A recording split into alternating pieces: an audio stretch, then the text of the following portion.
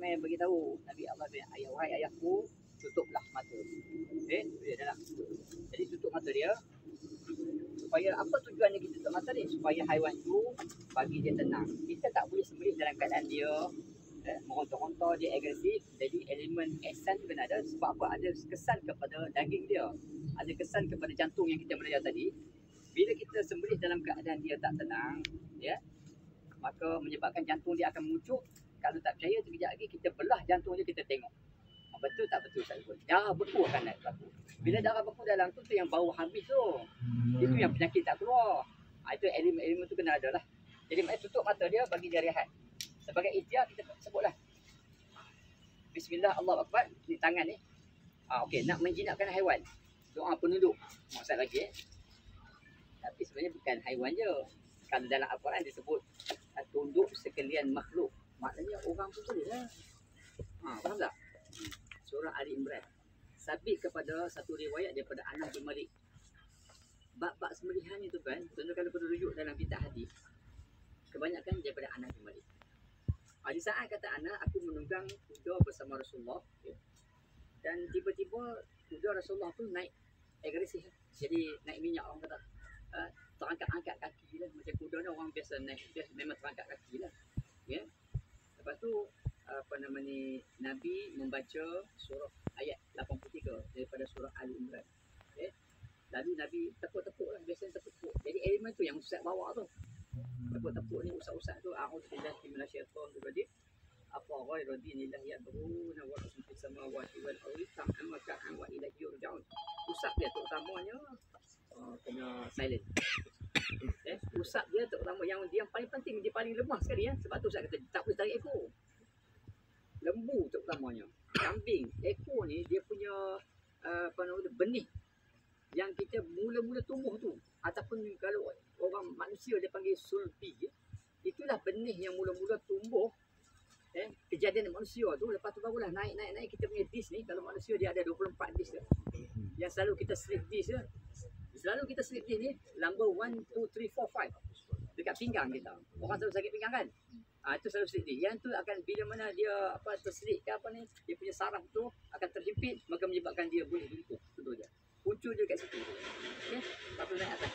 Jadi kalau kita tarik ekor, menyebabkan dia tarik saraf otak. Dia menyebabkan dia stres. Haiwan yang stres, maknanya dia takut. Sebab tu kita tak boleh sepak, tak boleh mati haiwan. Bila dia takut tu kan, dia akan jadi seram. Takutlah macam orang takut lah. Orang takut ni dia akan menyeram kan. Tu dia. Bila dia menyeram, di saat itu jantung akan mengucuk. Darah tak dialirkan, dia pucat kan. Kan macam orang lah, manusia kan, dia pucat kan. Sebab dia takut. Tengok, Allah sebut dalam surah apa? Az-Zumar ayat 23. Kau tak boleh balik cek.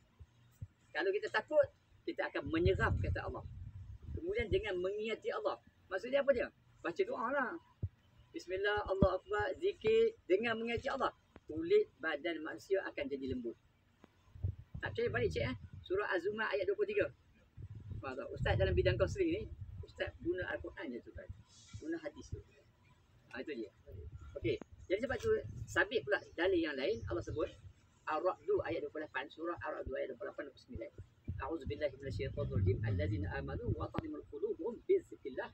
Ala bi dzikrillah wa tatma'innu qulub. Ketahuilah orang yang beriman tenang, tenteram hati mereka dengan zikrullah. Tadilah Bismillah, Allahu Akbar. Bismillah, Allahu Akbar. Bismillah, Allahu Akbar. Bismillah, Allahu Akbar. Bismillah, Allahu Akbar. Bismillah, Allahu Akbar. Lepas kita usap dengan telapak tangan. Ihsan daripada hati.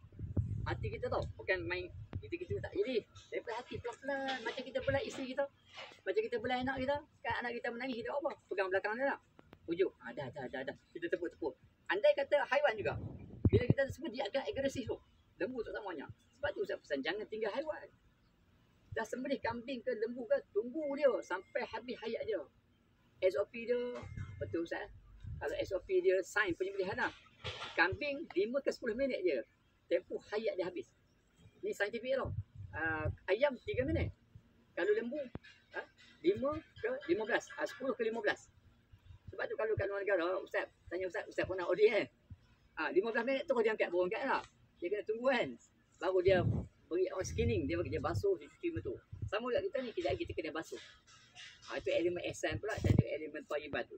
Jadi mana usap ni tu. InsyaAllah dia tenang. Nak tahu tenang tak tenang, tengok perut dia. Kalau perut dia berombak laju, maka jantung dia laju. Faham? Lembu ke kambing. Lepas tu dia berbunyi. Bek. Jangan sembelih. Kena ada sabar sikit lah. Tapi kebanyakan orang sembelih korban sabar tak? Tak ada kan? Sembelih sini dia tinggal. Itu yang Ustaz marah sangat tak? Bukan marah apa? Marah tu. Sebab Allah perintahkan kita berbuat baik ni. Ni elemen yang kita bawa. Kena ubah lah.